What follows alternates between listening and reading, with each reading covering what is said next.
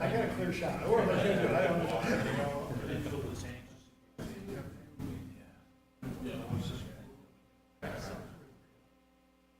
Representing the fire department? Oh, that's right, you were at my fire. It's like, Yeah, been in both fires for the last 25 years. there. Yeah. I was chief for 4 years, so yeah. I remember the Kansas Hill fire. I was in command there too. You do? Actually, I do. All the time. You gotta remember her. I used a lot of sunscreen down there, so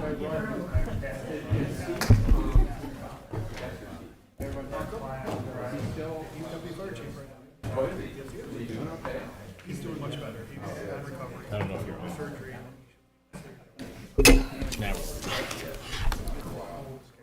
I went to his church for a while, and then we lost contact. Better.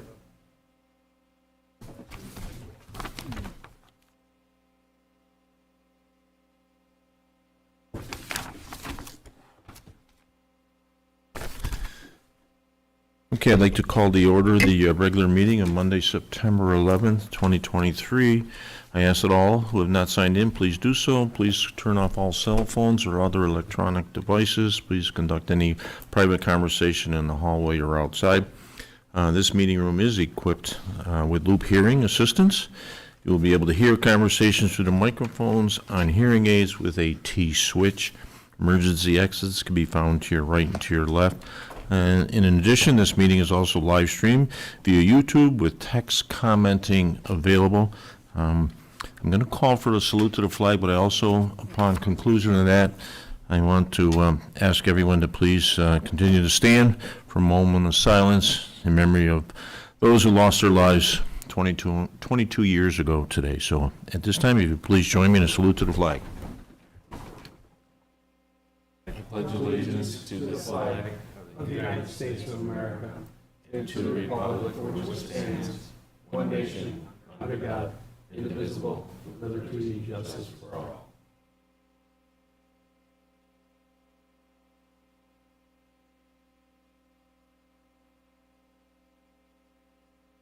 Thank you, everyone. Thank you.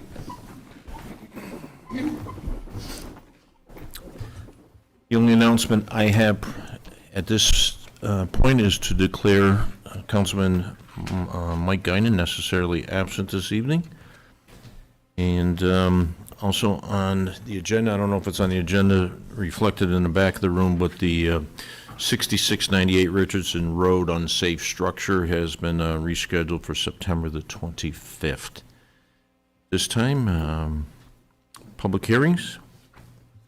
Ask our clerk to please read the public hearing notice. Notice of public hearing, proposed local law to amend the Chapter 211 zoning, Section 211-31, site plan review for approval expiration timeframes, scheduled for the 11th day of September 2023 at 7 p.m. in the Victor Town Hall, was published and posted in the Daily Messenger newspaper on August 29th, 2023, and a copy also posted on the signboard of the Town Hall, the Victor Village Hall, and our website. Thank you, Karen. So at this time, I ask if there's any members of the public care to speak for or against this amendment to Chapter 211-31. Again, I ask if there's any members of the public care to speak for or against this amendment to Chapter 211-31. Okay, hearing none, public hearing number 1 is hereby closed. Ask the clerk to please read public hearing number 2.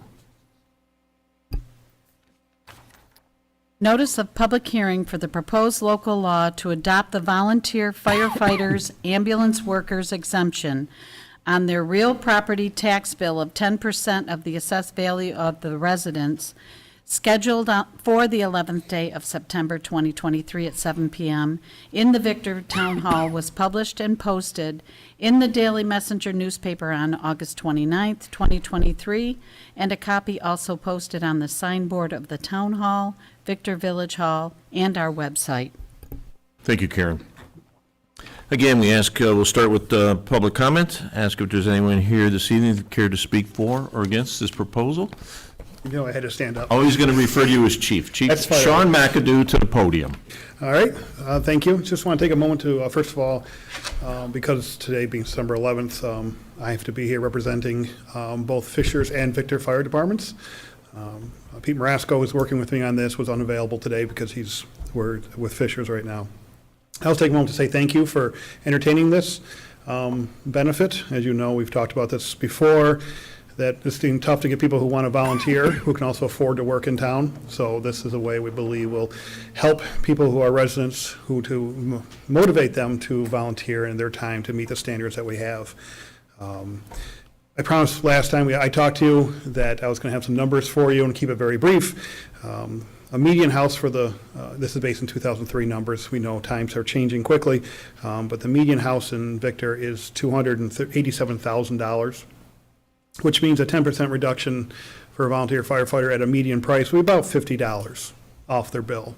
What that means, however, though, is that for the rest of the town, if 20 of our members between both departments actually partake in the program, which is our estimate, that would mean about a 15-cent total tax increase for the rest of the parcels. Not per thousand, 15 cents total to their tax bill. So we believe that is a very economical way of supporting the volunteers and encouraging more volunteers, which we all need. Thank you. Sean, can I ask a point of, I'm going to certainly vote yes for this. From my knowledge, does this apply only, and forgive me if we've already spoken about this, does it apply only to active members, or does it apply to life members? Do you get to a point where you get it for the rest of your life? Correct. Once you get 20 years of continuous service, then you'll be a lifetime benefit from there, as long as you stay in the same house. Okay. So, for example, for me, if I stay in my present house, I did 20 years, that will be good forever. But if I decide to move to another house, I would have to make sure I'm meeting the current standards to maintain that benefit. So if I is it retroactive? For yes. So for people who have earned the 20 years continuously from today back, but they got to still remain active though for the 2-year period to get caught with the program. And then And as to keep far your as kids. eligibility, that's all maintained internally to Victor Fire based on your records and meeting those, because you have to meet like 3 of the 5 categories, right, for points. Or Right. So, and Fishers and Victor both have identical plans for LoSAP. And we have to meet the LoSAP standard, which is the Length of Service Award Program standard, which means in of the 5 categories, you have to make sure to meet enough to get 50 credits. And you can only max out in each category. For example, calls, if you make 10%, you get 25 credit points. So if you make 10% of the calls, you get 25 points. Drills, a little bit less, but same on from there. So you can work in different areas to make that. thank you. So other communities have already done this, right? So we're not, We're not the first. leading agent on this, so you provide information to your firefighters, and then they take it to the assessor's office, or is that how it Mechanism. works? So what's going to happen is, and we're waiting for, obviously, your decision. We're also going to wait for the county's decision. So the filing date of March of next year is the magic date we all have to do. And every year by March 1st, if someone wants to be added to the program, they have to file. At that point, that filing will have to be with the assessor's office, and then the assessor's office will reach out to us or Fishers, depending on where they live, to confirm eligibility. And that's our job, to maintain that record back to them. Have you been to the school yet? No, we're going to take that on after we get through you guys. We're going to work on them hopefully this fall. Certainly, that's the big one. That's the biggest one. And to be honest, it's slightly different. It is part of STAR program, which means that isn't a reduction from the taxes as much as you get an increase to your STAR benefit. Is how I understand the law. It's a completely different law. So that's why we waited, everything else got done first. Sean, I want to thank you and Pete for being the external champions for both the respective departments.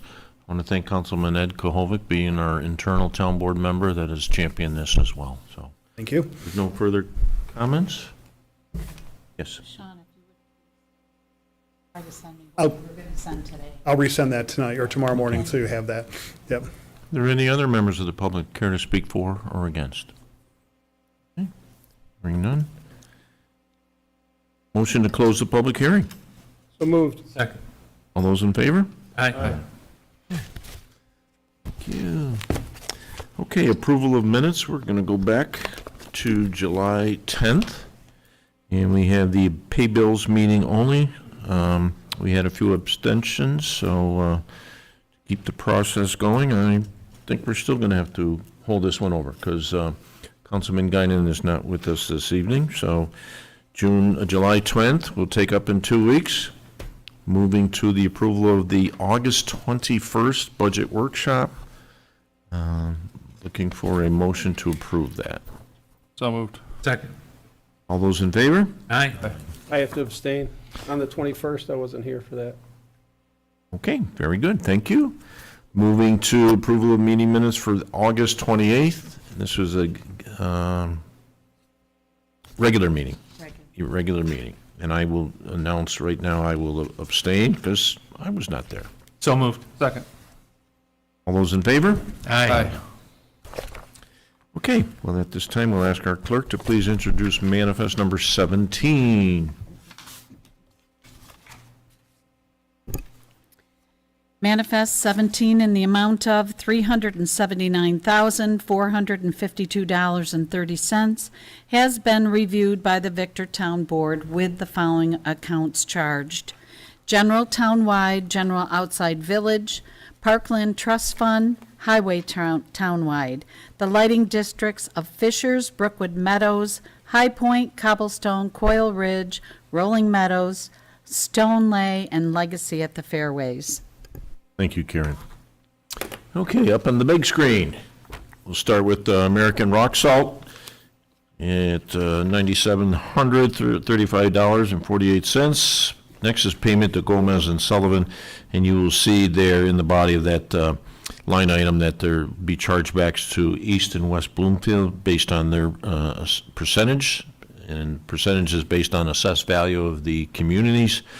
Next is payment to Harris Beach. There are small amount of chargebacks within that invoice.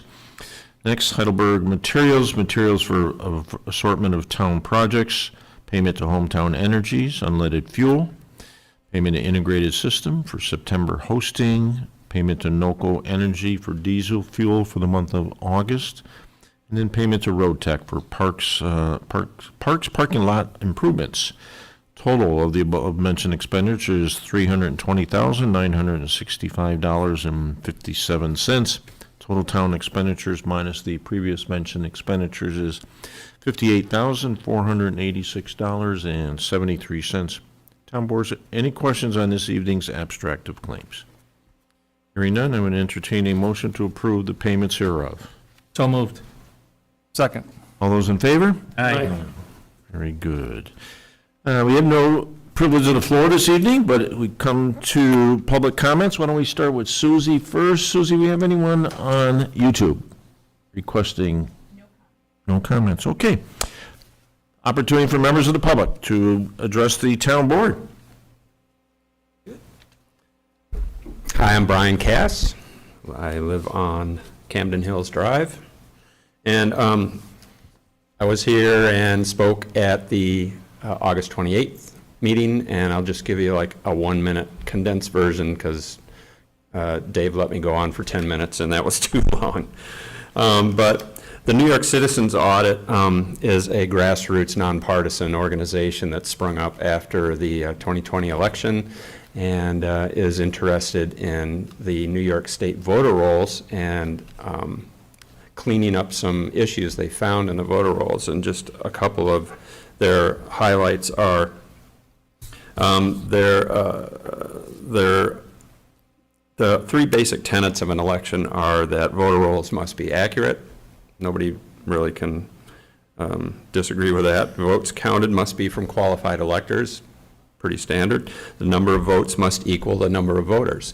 Those are the three tenets of a valid election. And there are federal laws that reinforce that. For instance, every point of administration of a federal election must create an auditable record. These records can be used to validate the accuracy of the election results. And the maximum allowable error rate in a valid trusted election by federal law is 1 in 125,000 ballots. So that would mean in the 2020 election, there was an allowed error rate in that election of 5 million, let's see, how many votes were there? 5 million, over 5 million votes in the 2020 election, and the allowable error rate in that election was 70. The actual violations that New York Citizens Audit found in the 2020 election was 960,546. In the 2022 election, there were 5.9 million votes, so I was reading the wrong number, sorry. The 2022 election, there were 5.9 million votes, which means there is an allowable error rate of 48 votes that can be an error for a valid election. And New York Citizens Audit found 745,294 voting violations. So elections are either one, accurate, or they're two, invalid. And the main point that really caught me and got me involved in this group was in 2020, there were 338,000 more votes than there were voters who voted in the election in New York State. So there were 383,000 more votes cast than there were people who voted in the election. So, so what we presented to, and I've given Karen the PDF file, is a resolution file, resolution PDF that we're asking for each town to pass, to discuss and to pass that resolution and sign it, and then we'll return that back to the state, because the State Board of Elections doesn't seem to have much interest in cleaning the voter rolls. So, any questions or?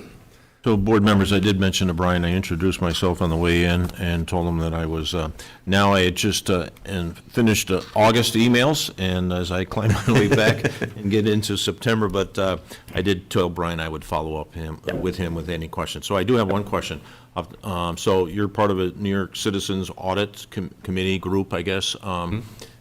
So you're asking and you're a Victor resident, so you're here, part of your government. Are there colleagues of yours that are out in other municipalities that, if I wanted to pick up a phone and have a conversation with Community X within Ontario County? Yeah, do you know Norm in Phelps? Yep. Yeah, so we've talked to him already. I actually went to the Phelps Town Board, town meeting with another person as a support. Okay. And I talked to Norm myself and a couple other town members. They presented at Bloomington. They presented, I'm not sure, in Ontario County. I don't know the other towns, but I think they presented to a couple. Monroe County, any Monroe County towns? I'm just curious. That I don't know. Okay. On the New York auditny.com website, there is quite a bit of information on that website and documentation to back up. These are just numbers. Breaks it down by county. Yeah, have you looked at that at all? Yeah, and it breaks it down by counties. I think there are only 35 towns so far that have actually passed the resolution in all of New York State. I think it's been presented, including Victor, to about 210, 220 towns so far. Okay. So, Like I said, I'll catch up on my reading. Yep. And at some point, I am going to be out of town I just got back. Florida again? No. Conference for a couple days, but I did send an email to on the town website. There's a public. and comment. Susie, I think you forwarded Did you that forward to that? Okay, good. distribute that to the town board members, Yeah, 'cause correct? because I haven't heard back, so that's why I wanted to come in and just make sure that you got that. Put it down as received and distributed. Awesome. Okay? All right, and Very good. I'll probably come back to every month or so just to follow up, just to see what's going You're a on. resident, you're more than welcome. Yeah, I'd like to. Thank you. Okay, reports of town officials, any other public comments? Moving to reports of town officials, within your packet, you had the report from our engineering firm. Thank you very much, engineering firm.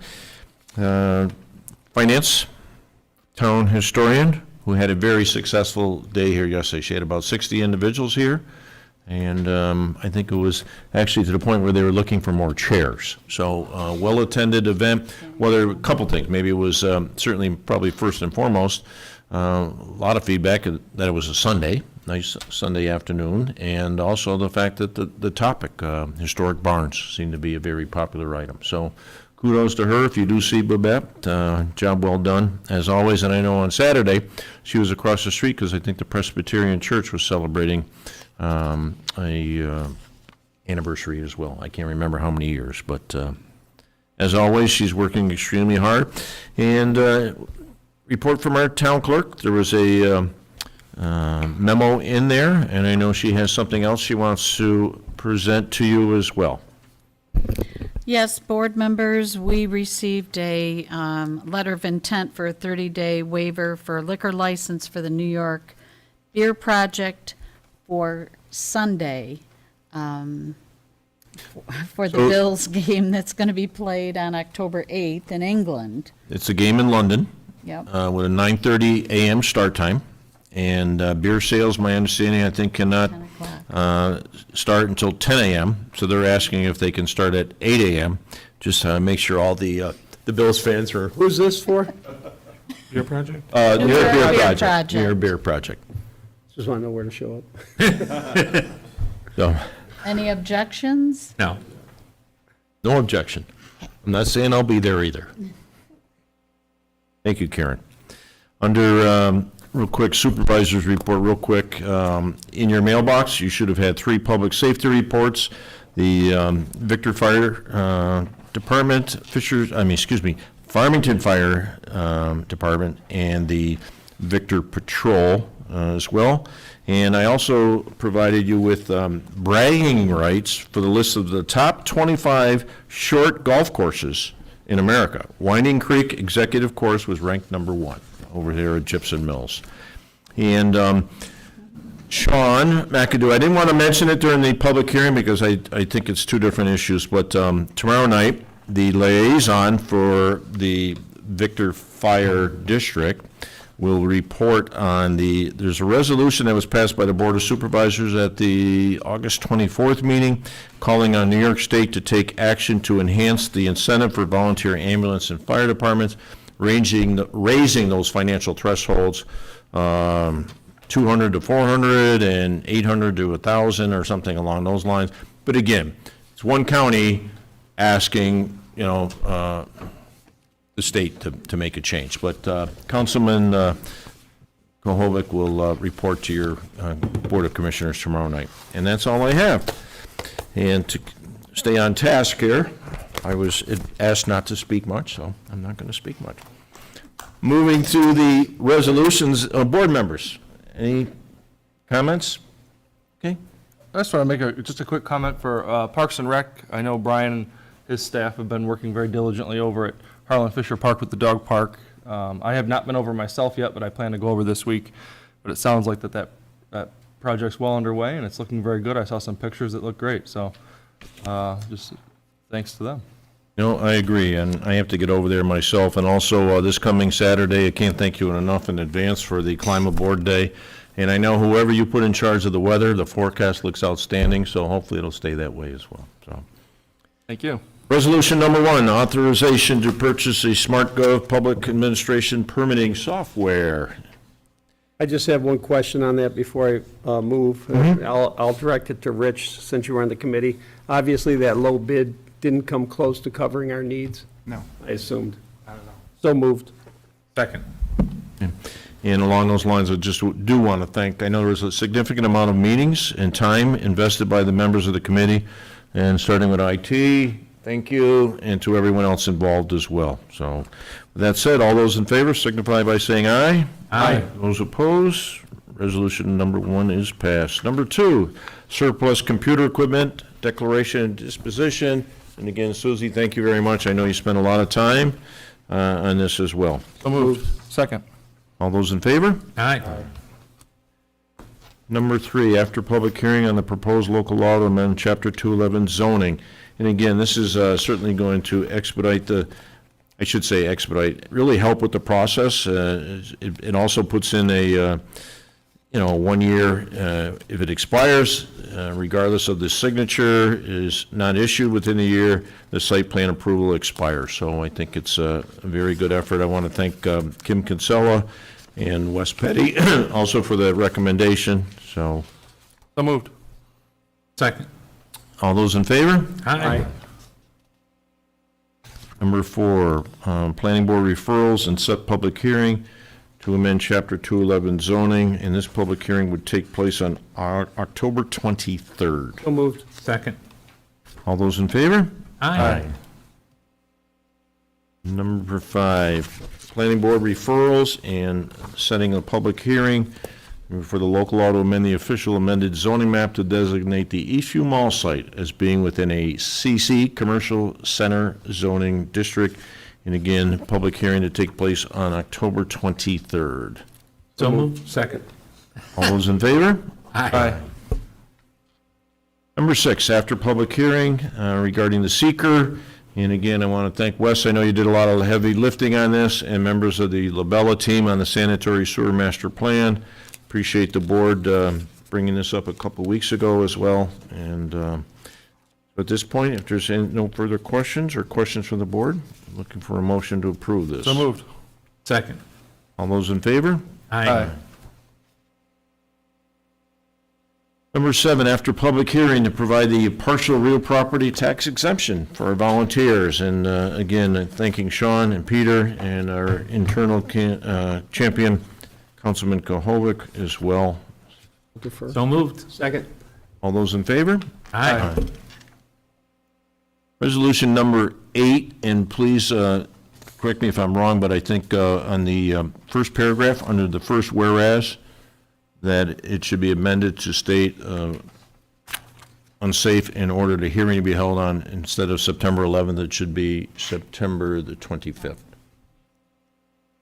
So on the first whereas, here, I'll give you my copy. First whereas, it should just state September 25th rather than the... So moved. Second. All those in favor? Aye. Okay, number 9. Again, setting the public hearing for 7200 Rawson Road, the rezoning application. I want to state, first of all, that evening, we'll have a public hearing only. There'll be no consideration for any type of decision by this board that evening. Certainly, we'll take public comment, as we always do. I may establish that evening as well a opportunity for the public to present written comments as well, but I will certainly announce that on the 25th. Board members, previously you've received a lot of literature or correspondence from the planning board, county planning board, as well as the public. If anyone feels they have not received any of that, please let us know. We'll make sure you get it to you. Karen sent that out to us from the planning board. Much appreciated. So moved. Second. All those in favor? Aye. And number 10, authorization to seek bids for the 2022 pump station improvements of Phase 2. So moved. Second. So, just clarification, it's 2022, does it make any difference it says 2022, or should it be saying 2023 pump stations improvements?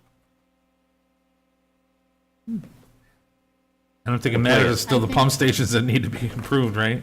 Well, I mean, this was part of the original. original one that we turned down, Yep. that we, because the cost. Right, and that was in 20. Why don't we keep it at, let's keep it as is. If it has 2022? Okay. Yeah. That's when Okay. it started, so. Yep.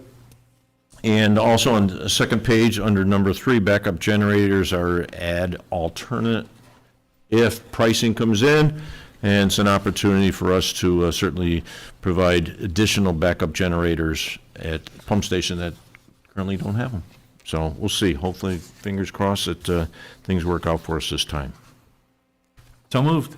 Okay. Second. All those in favor? Aye. Public comment. Susie? No comments. The public? No comments. Motion to adjourn. So moved. Second. All those in favor? Aye. Aye.